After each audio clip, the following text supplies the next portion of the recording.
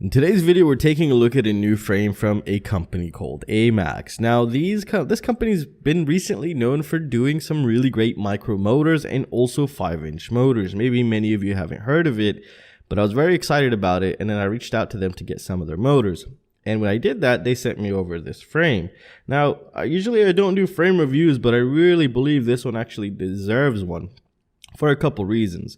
Its overall build, construction, quality, and carbon fiber is absolutely insane, like crazy insane. So let's get started. Let's talk a little bit more about the specs and what you could fit on this thing. Some of the drawbacks that I found, which I wish they would have done slightly differently.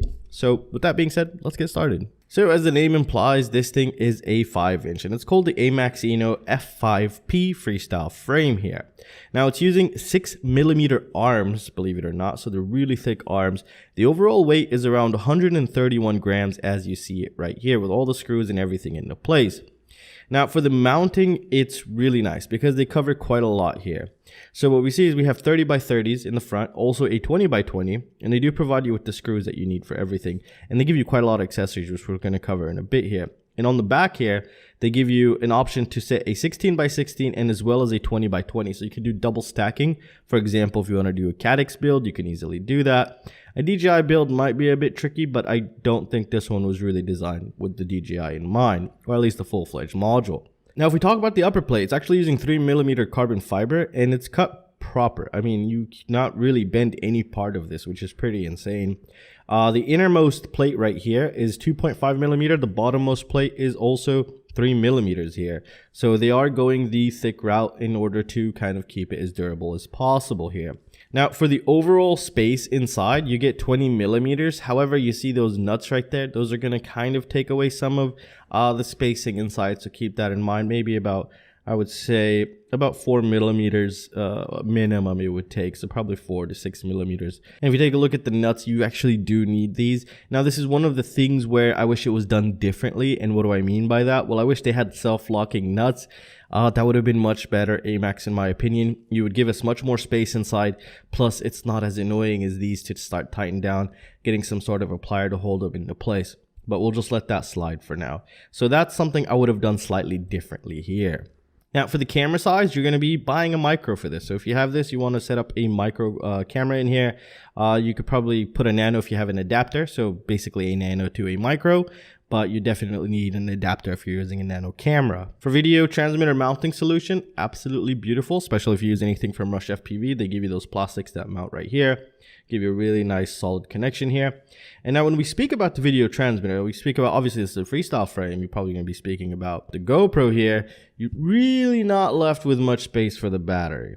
So maybe the video transmitter might be, or the antenna of the video transmitter might be set up in a different position in order to maximize space. And this comes to the second thing I would have changed in this. I would have really wished for it to be slightly longer. Maybe about, I don't know, 10mm longer. It would probably been a little bit better here. I would have loved to see it if it was, because then it just gives you more space to do quite a lot more in here. Now, another interesting thing I found about this is that they give you screws to basically go into here. So durability is in mind when they've created this or when they've designed this.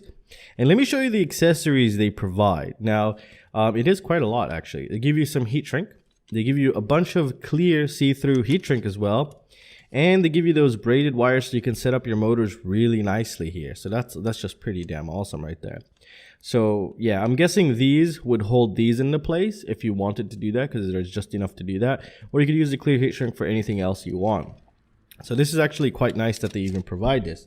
We also do get a couple more things. They give us 2 anti-slip through. Those would definitely probably go up here. And the thing what's really nice about this, you could also use this as a bottom mount frame. You also do have an opening here, so you could route your strap through there. And talk about straps, they give you 2 high quality AMAX straps here. Again, this is a German company, so they do it proper. I mean, like absolutely proper. Really nice battery straps here. As you can tell, these are my favorite. I don't like the older versions anymore. This is kind of like the go-to now. So these are really good battery straps. They give you 2 of these. They give you also, check this out, some extra nuts and stuff, but these screws here are for the motors, so you don't screw up your motor, which is really nice, and not a lot of companies do that here.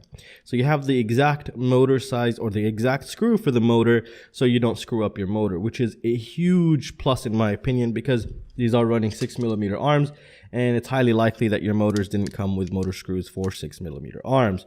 You also do get some foam landing skids if you wanted to use those. Sometimes I use those. And they also provide you with some nylon standoffs here. We have 8 2mm or M2 standoffs, and we have 4 M3 standoffs here, which is really nice that they really didn't have to do that. And you get some really nice stickers as well in the packaging. I don't think I'm missing anything else currently. And that's really it for accessories. So they do give you quite a lot for what you're paying here, and it's really nice to see. Not only that, this thing is going to take an absolute beating. I mean, let's get a close-up look at the arms inside, hopefully, as you see that. Now, if you can see that right there in the middle, that little line, those are the 2 arms right there that are being sandwiched between the 2 plates. And it's just a flush line that will hold them into place and basically not allow them to move, because they're just like held into place like that, and yeah, they can't move. The tolerances are pretty damn insane as well. Look how flush that is. That's pretty crazy.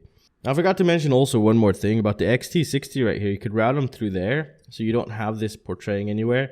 So you could just have your battery strap just go right in there from here, so it could just go straight down. Don't know how it would be with really long battery leads just yet. Can't really imagine that. But I guess time will tell. I will be building this actually. This will probably be a new basher quad of mine, and it's going to make for a really interesting build here. It'll probably be an analog build, and well, that's it guys. Now don't forget to check out my FPV comparison website, which I'll have down below. It checks all the FPV websites. I'm adding new ones every other day, and it'll also be implementing new features such as in stock alert, also price drop alert, and also sale alert. So you could subscribe to whatever product you want and wait for aMAXshop to actually do something about it. And I really hope you guys enjoyed the video. I'll see you guys in the next one. Peace.